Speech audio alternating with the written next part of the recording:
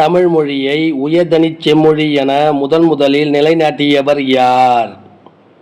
பரிதிமாற் கலைஞர். ஆனந்தரங்கன் பிள்ளைத்தமிழ் என்ற நூலின் ஆசிரியர் யார்? அரிமதி தென்னவன். நான் தனியாக வாழவில்லை, தமிழோடு வாழுகிறேன் என்று கூறியவர் யார்? திருவிக.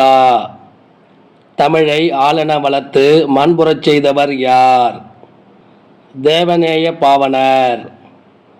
மீசைக்கார பூனை என்ற நூலின் ஆசிரியர் யார்? பாவண்ணன். நோய்க்கு மருந்து இலக்கியம் என்றவர் யார்? மகாவித்வான் மீனாட்சி சுந்தரம். கள்ளர் சரித்திரம் என்னும் உரைநடை நூலின் ஆசிரியர் யார்?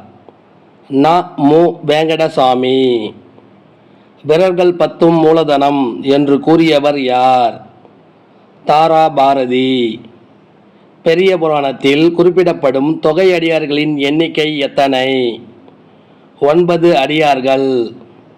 பாரத கதைகளை மிகுதியாக கூறும் சங்க அகநூல் எது? கலித்தொகை. மதுரையில் உலகத் தமிழ் மாநாடு எந்த ஆண்டு நடைபெற்றது? 1981ஆம் ஆண்டு நடைபெற்றது. தமிழ் மொழியே இறவாத நிலையை தரும் என்று கூறியவர் யார்? வள்ளலார். சிரித்த முத்துக்கள் என்ற நூலின் ஆசிரியர் யார்? சிற்பி.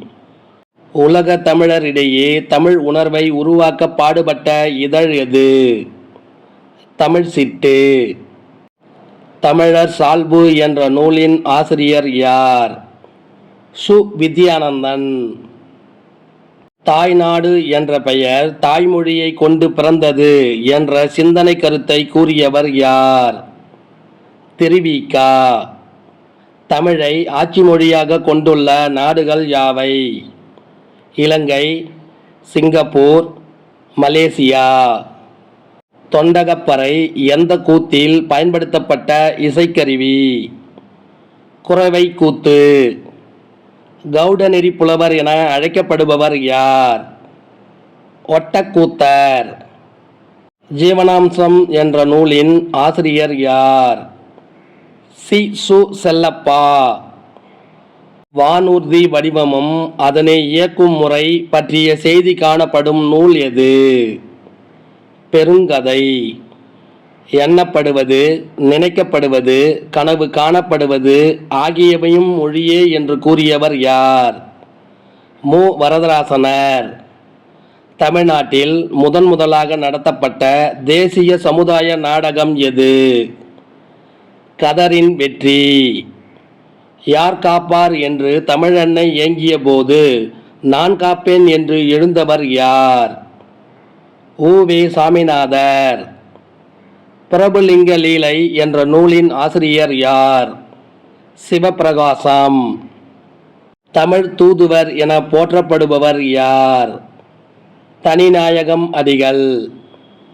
ஜி.யு. போப் அவர்களுக்கு தமிழ் மீது பற்று உண்டாவதற்கு காரணமாக இருந்த நூல் எது?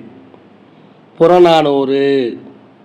சி. வேங்கடசாமி நாட்டாருக்கு மதுரை பல்கலைக்கழகம் வழங்கிய பட்டம் யாது? தமிழ் பேரவைச் செம்மல். கண்ணூல் விளைஞர் என்று மதுரை காஞ்சி யாரை குறிப்பிடுகிறது?